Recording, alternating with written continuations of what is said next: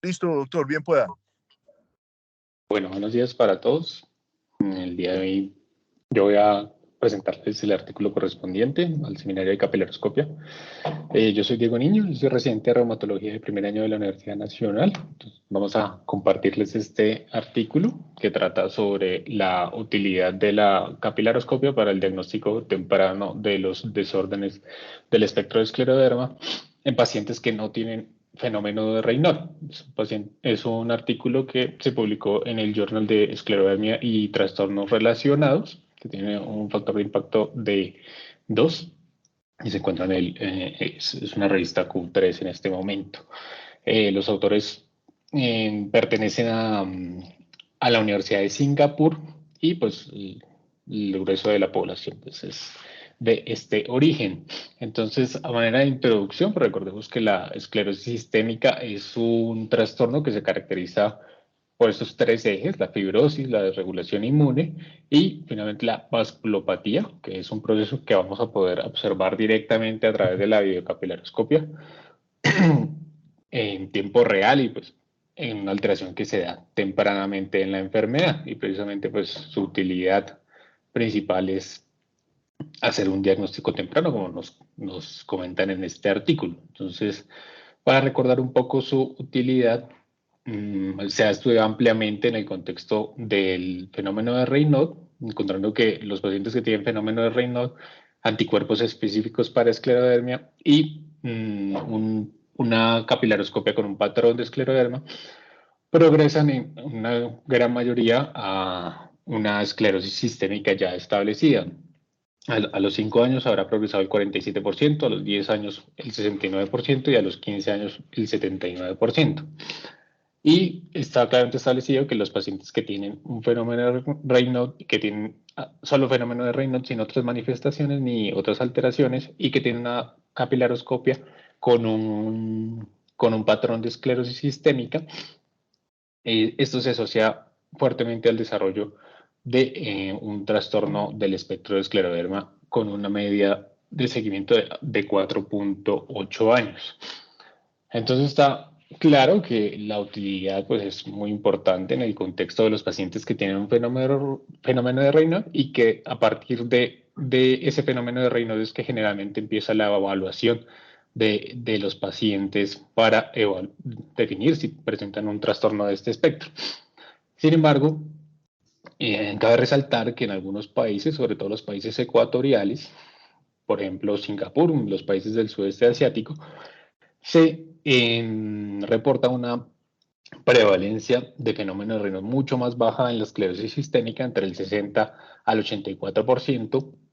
de los pacientes que la presentan al momento del diagnóstico, comparado contra más del 90%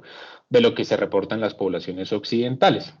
Entonces, pues recordar que Colombia es un país ecuatorial y que probablemente puede estar sujeto a esta baja prevalencia del fenómeno de Raynaud, aunque pues las distintas series que se han publicado en el país, pues sí reportan una prevalencia bastante alta del fenómeno de Raynaud en los pacientes que tienen esclerosis sistémica. También es importante reconocer que otras manifestaciones de los trastornos relacionados con la esclerosis sistémica pueden presentarse antes del desarrollo de fenómeno de Raynaud. Incluso las POFI-HANS y los anticuerpos específicos pueden presentarse antes del desarrollo de Raynaud y, pues, evidentemente, antes de la progresión hacia una esclerosis sistémica. Entonces, estos autores se preguntaron cuál es la utilidad de la capilaroscopia en los pacientes que tienen otras características que no fueran un fenómeno de Raynaud. Entonces, el objetivo de este artículo era comparar la utilidad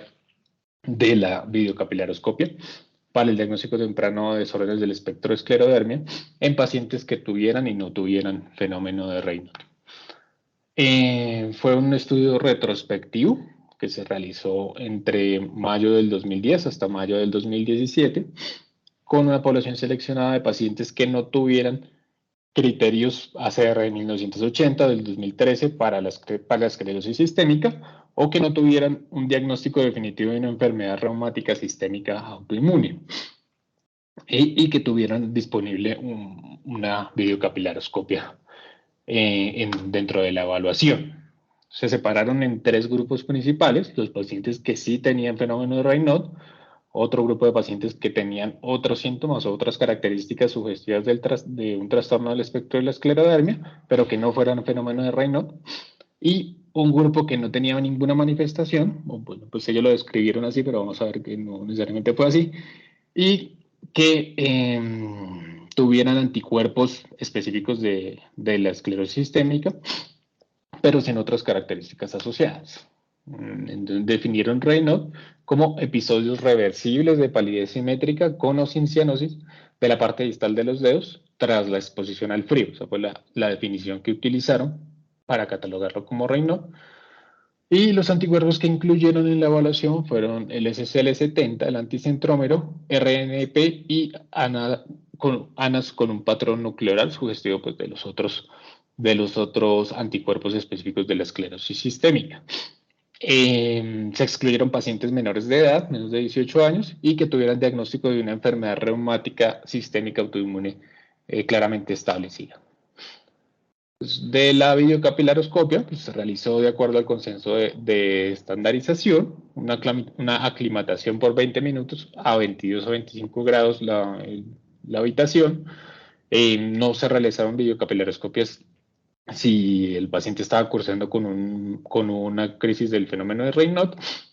y se obtuvo la información sobre posibles alteradores de la capilaroscopia, como las actividades físicas que realizaba el paciente, la mano dominante, si tomaba medicaciones, si había tenido trauma reciente o si presentaba úlceras digitales. Y a todos se les había instruido para que evitaran la manicura en el mes anterior a la realización del examen. La evaluación fue de los dedos 2, 3, 4 y 5 de ambas manos.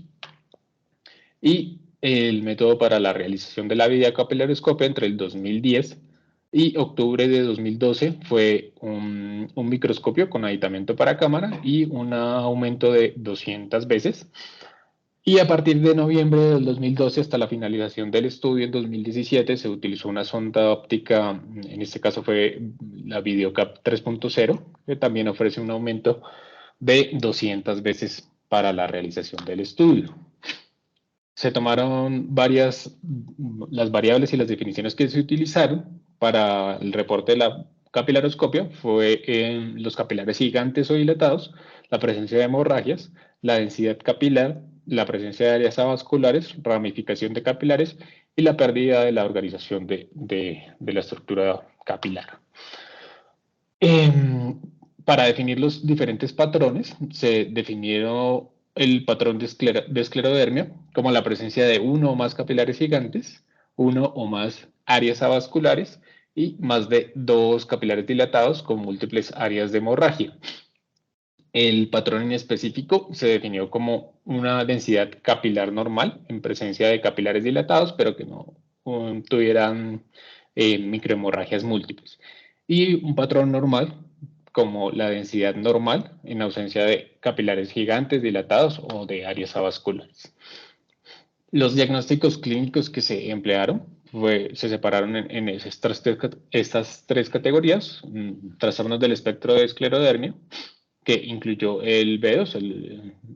diagnóstico muy temprano de esclerosis sistémica, la esclerosis sistémica por criterios ACR 2013, dermatomiositis, enfermedad mixta del tejido conectivo y la presencia de síndromes con overlap con esclerosis sistémica.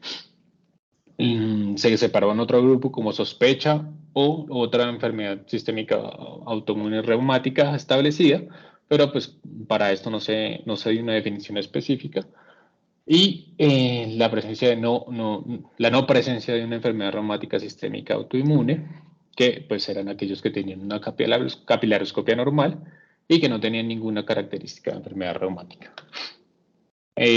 Para el caso de la definición del B2, utilizaron estos criterios preliminares del 2009, que tienen en cuenta 3 criterios mayores: la presencia del fenómeno de Raynaud, de anticuerpos específicos de esclerosis sistémica y un patrón videocapilaroscópico de esclerosis sistémica, con otros criterios adicionales menores, que fueron la calcinosis, la presencia de puffy fingers, úlceras digitales, disfunción esofágica, telangiectasia y presencia de opacidades en vidrio esmerilado en el tacar. Entonces, y con estos criterios se clasifica como un B2 aquellos pacientes que tienen 2 criterios mayores y 1 menor o que tienen 3 criterios mayores. Y los anticuerpos utilizados se seleccionaron también por el punto de corte. Para el caso del SCL70 se realizó por técnica de ELISA con un corte de más de 20 unidades por mililitro, y para el caso de los anticuerpos antinucleares se tuvo como una dilución significativa, más de 1 en 400, con un patrón centromérico o con un patrón nucleolar que va a ser sugestivo de los otros anticuerpos asociados a la esclerosis sistémica, como el THTO, el U3RNP, el PMSCL y el RNA polimerasa 3. El análisis estadístico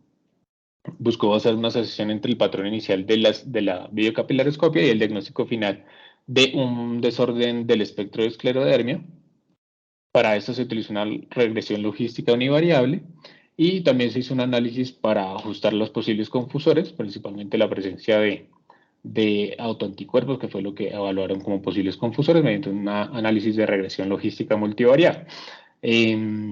También pues, se describieron las características diagnósticas de la videocapilaroscopia para establecer un diagnóstico de un trastorno del espectro de la esclerodermia. Ya en cuanto a los resultados, ellos nos reportan 174 pacientes que se fueron tamizados para el ingreso del estudio y finalmente se ingresaron 95 de estos pacientes que tenían una videocapilaroscopia disponible.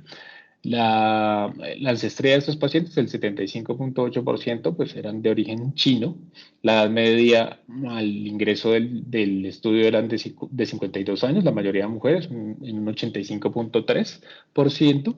y un tercio de estos pacientes pues, presentaban fenómeno de Raynaud. Se incluyeron otras características no Raynaud que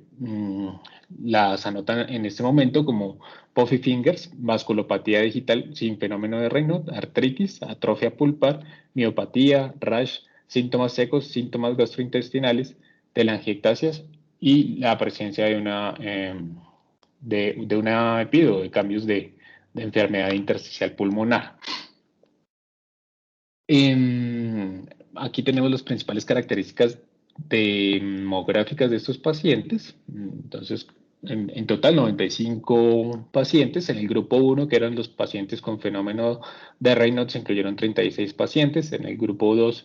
49 pacientes, que eran los pacientes que tenían características no Raynaud.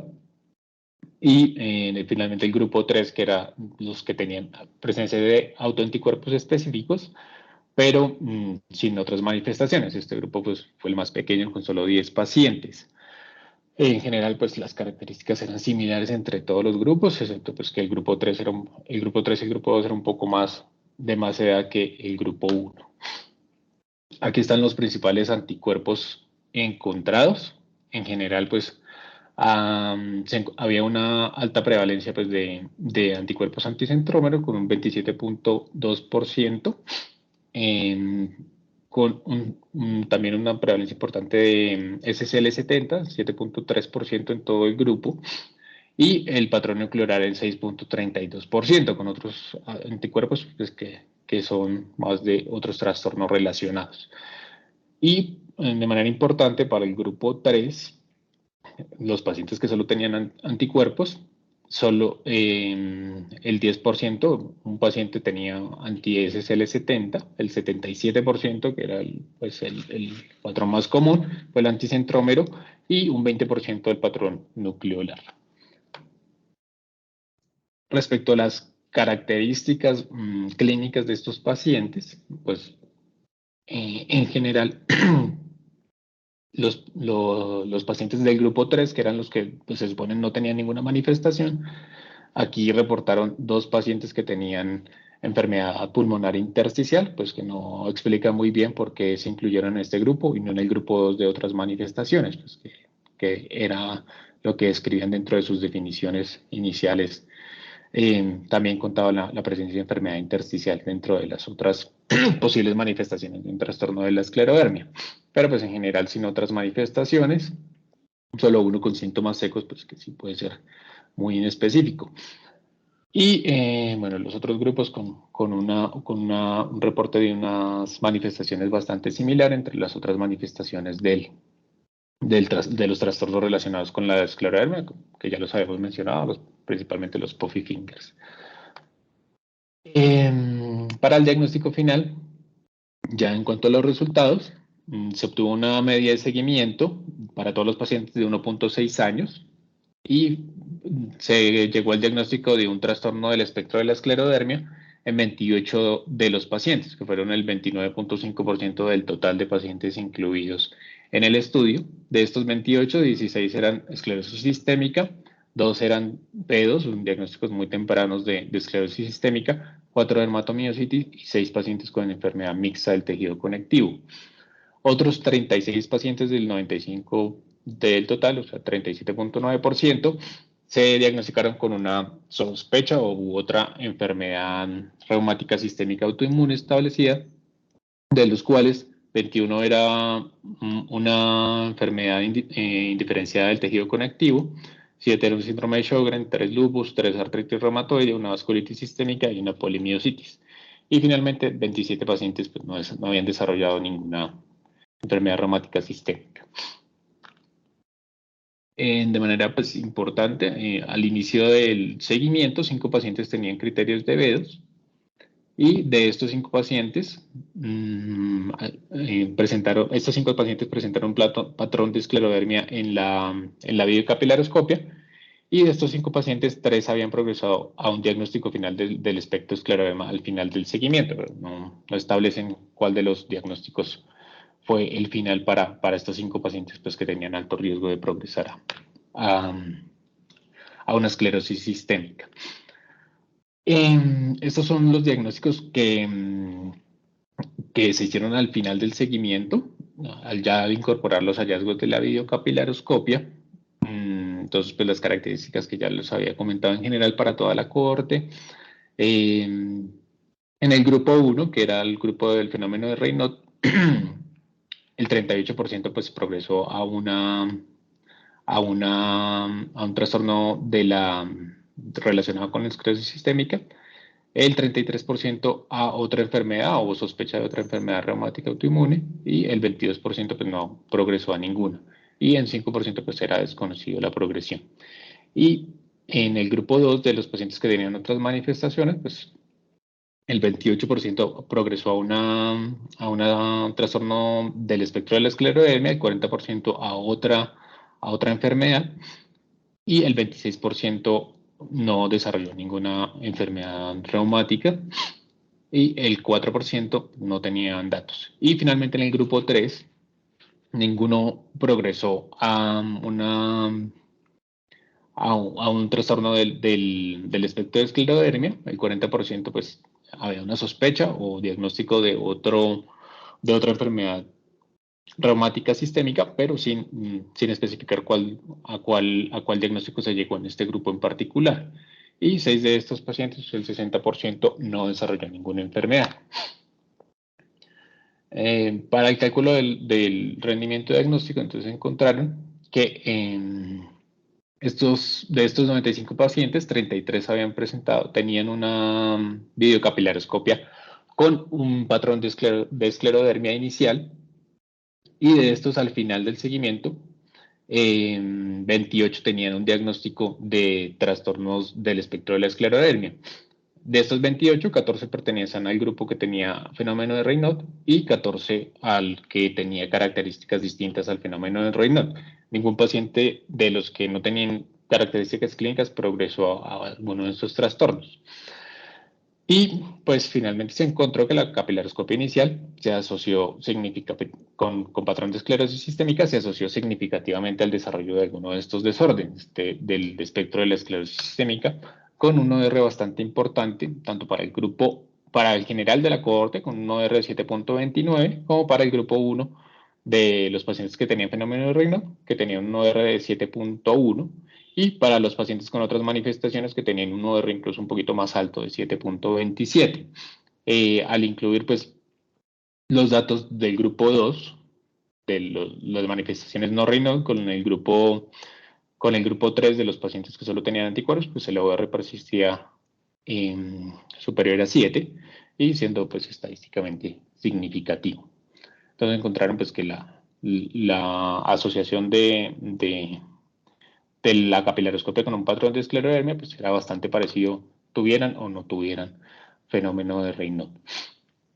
El análisis multivariado, mediante la regresión logística multivariada, para ajustar por los posibles confusores, que en este caso pues solo se hizo el ajuste por la presencia de anticentrómero y anti-SSL70,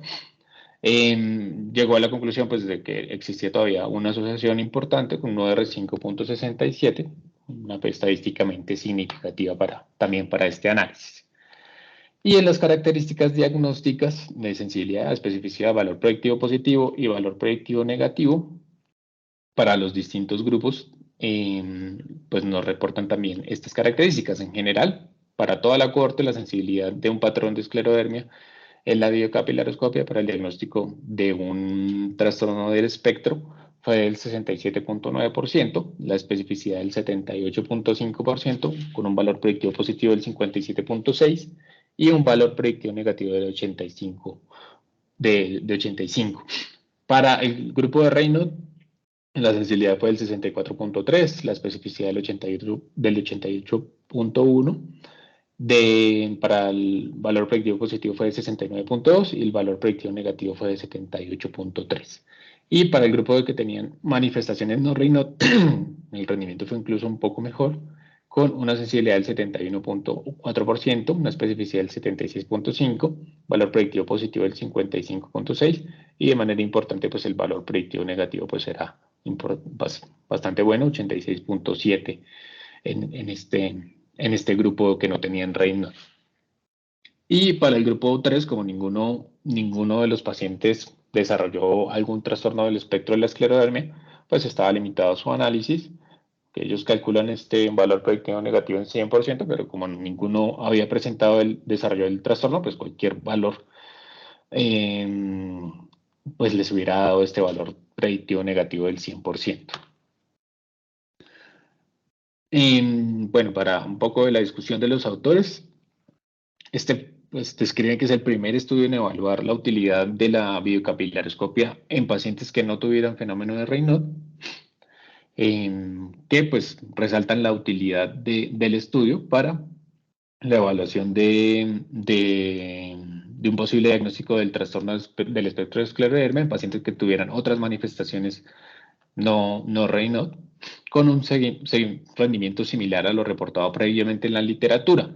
comparado con este estudio de Blockman en la década de los 90, que encontraban un valor predictivo positivo del 63.5% y un valor predictivo negativo un poco más alto del 96.7%, pero pues era importante resaltar que en este estudio de Blockman, pues el diagnóstico final de un trastorno del espectro de la esclerodermia fue menos prevalente. Y pues resaltan la principal utilidad para el diagnóstico de la esclerosis sistémica con una sensibilidad del 94%, una especificidad del 92%, un valor predictivo positivo del 52% y un valor predictivo negativo del 99% para el caso específico de la esclerosis sistémica. De la progresión a B2, estos pacientes pues del 60% progresaron a un trastorno del espectro de la esclerodermia, pues con un seguimiento pues relativamente corto de 1.6 años en media, versus otro estudio que reportaba una progresión del 92% de los pacientes, sin embargo, pues con un seguimiento más largo de más de 5 años en este estudio en particular. Y el rendimiento en los pacientes que tuvieran Raynaud y la presencia de anticuerpos, pues era lo que ya habíamos resaltado previamente en la introducción, este estudio de Koenig, en pacientes que tuvieran Raynaud y anticuerpos relevantes, en donde encontró que el patrón de esclerodermia, la presencia pues tenía un valor predictivo positivo del 79% y un valor predictivo negativo del 93%. Las principales limitaciones de este estudio, pues, fue el tiempo de seguimiento corto, solo 1.6 años de media, y que el diagnóstico final se basaba pues, en lo reportado en la historia clínica del reumatólogo tratante pues, al momento de finalizar el seguimiento en estos pacientes. Y ya para concluir, entonces, pues podemos extraer que la videocapilaroscopia sigue siendo útil en el diagnóstico temprano de los trastornos del espectro de la esclerodermia y pues conserva su valor aún en presencia de otras manifestaciones distintas al Raynaud, con un valor predictivo negativo pues bastante bueno para descartar el desarrollo de uno de estos trastornos. Sin embargo, pues este estudio pues no logra contestar la pregunta en el grupo 3 de los pacientes que no tenían manifestaciones, solo tenían anticuerpos, de si pues la utilidad sigue siendo la misma que en los otros grupos. Bueno, muchas gracias. Era lo que tenía para comentarles el día de hoy.